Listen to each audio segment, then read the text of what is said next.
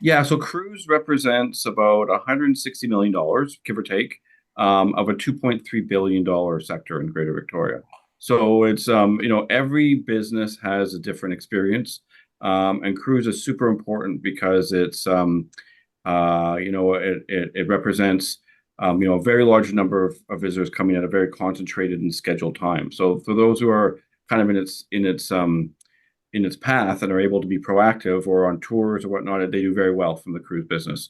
But what we've seen the last couple of years has been largely Canadian independent travelers and the conference business returning. And what we have to do to be successful is to kind of swap out those Canadian travelers for international travelers, be it United States travelers or overseas. So traditionally, our mix was kind of 60% Canadian, 18% American, and then 22% from the rest of the world.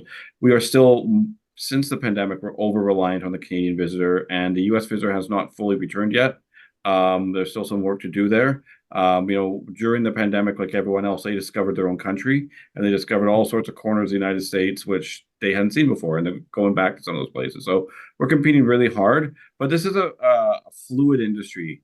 And I talked to my friends at the international ferries, and they're seeing a strong Q2. So maybe that's turning right now. Like maybe that recovery, that swapping out of Canadian travelers for American travelers, which we need to see full recovery, is actually taking place. That's where we invest most of our money, because that's where we need to do our heavy lifting.